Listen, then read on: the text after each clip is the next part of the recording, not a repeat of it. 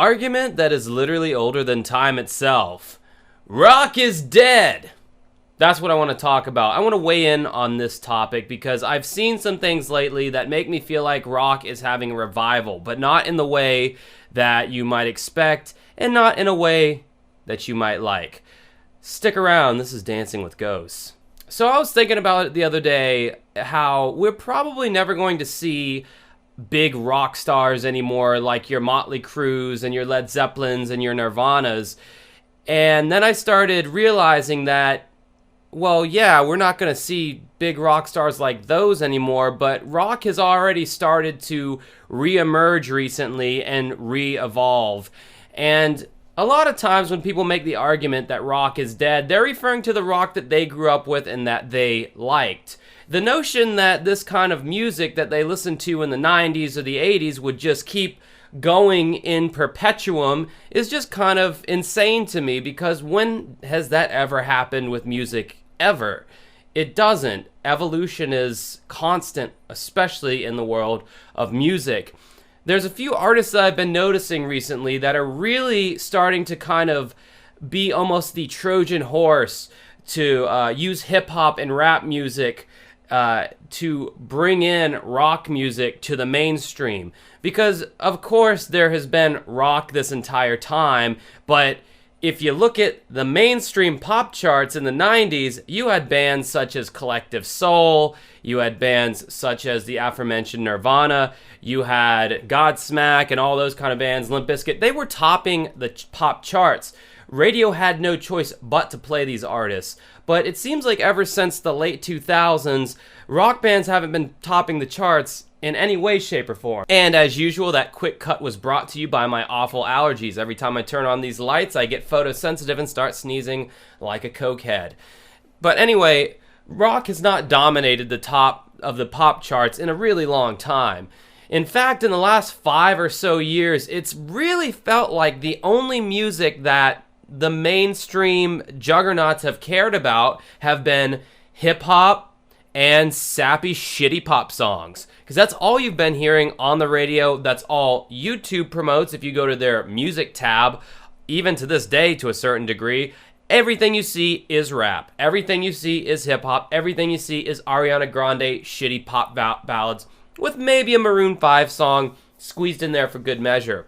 But then, around 2018 or so, you started to see groups like, artists, that's another thing that's unique to this particular rock revival. These are singular artists and not bands per se. But you started seeing artists like Post Malone start to seep in. And yes, they were doing music that sounded very much trap rap. It sounded very much like the music du jour of that day.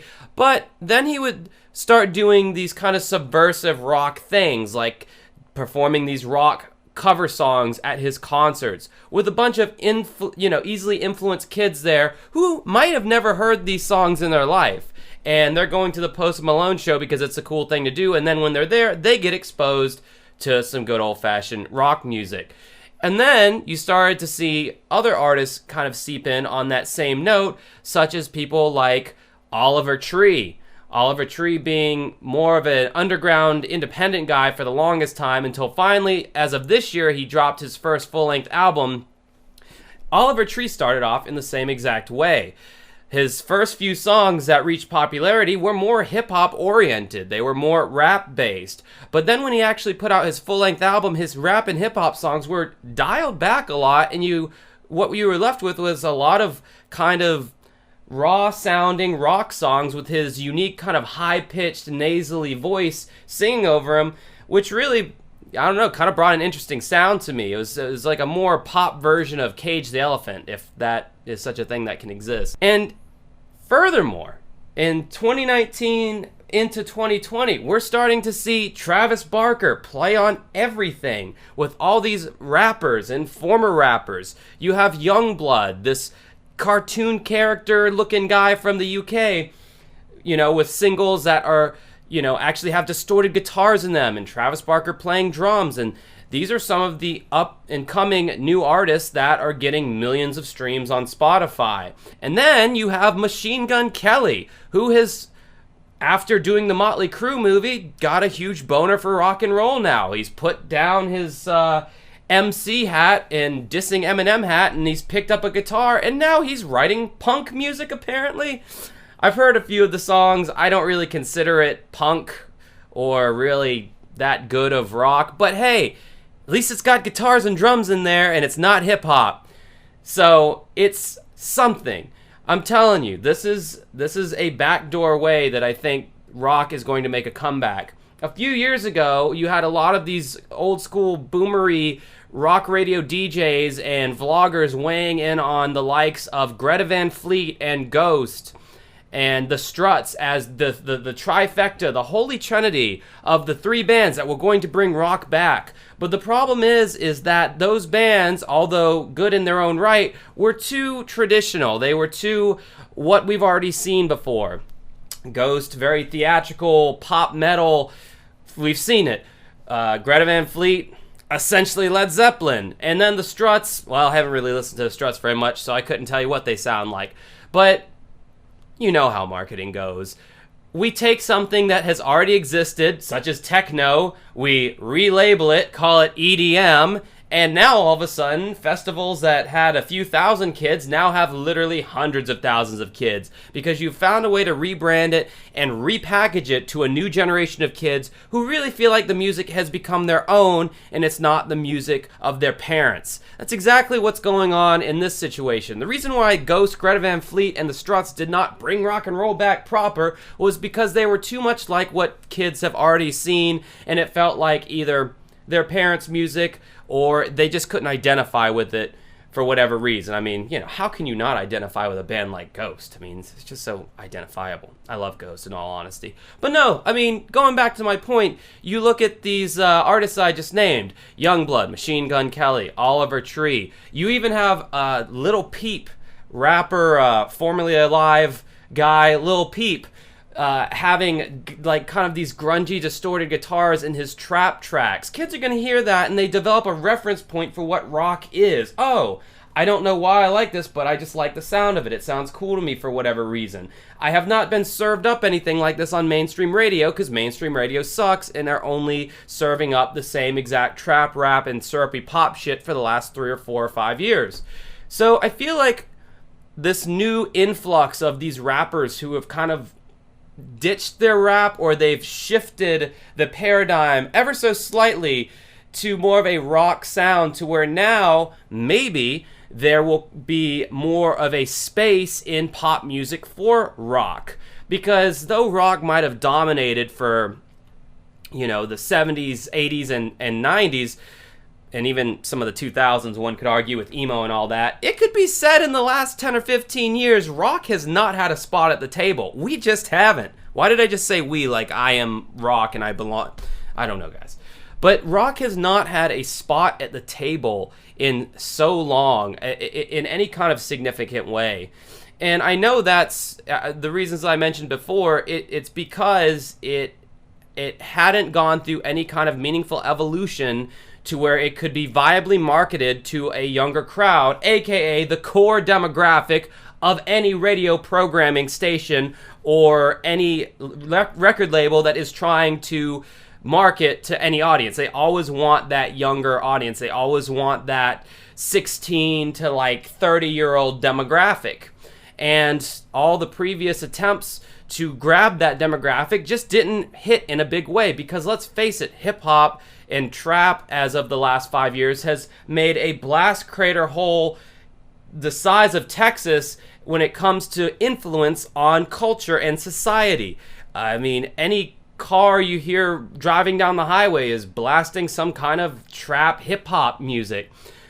You don't really walk, by someone and the music that they're playing on their cell phone is some kind of rock thing. It's usually some form of hip hop. So if you want to get a seat at the table with the sound of rock, you really have to use hip hop as a medium to get there. It's almost like in the late 90s when you would see a lot of these groove metal and new metal bands like Limp Bizkit and Korn and Slipknot. They were employing a lot of these hip-hop techniques, but at that time, rock already had its space at the table. It had already been established. The 90s rode a huge wave of popularity for rock music, so the two just kind of coexisted peacefully. But then as time went on, hip-hop easily overtook rock. Rock started to diminish more and more, and I would say for the past 5 years, hip-hop has been the reigning king of the cultural zeitgeist. So I think what's going on, because I think a lot of people have wanted more rock presence in pop culture, but they didn't know exactly how to get it to the kids in a way that would be viable and seen as cool in its own thing. And I really think these few artists I named, Machine Gun Kelly, Oliver Tree, Post Malone, and Youngblood, and those are just a few. I know there's others, but these are the ones who are getting the millions and millions of streams. I really think these are going to be the people that are going to bring rock back in its new form.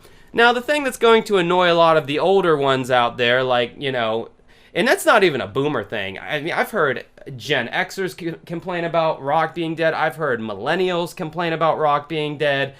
Every generation besides, what is it, Zoomers, the people after millennials, every generation has bitched about rock being dead because growing up for them, rock was always a part of their lives in one way or another, if that was the music that they listened to, of course, and I doubt you're on this channel if you're a huge fan of hip-hop.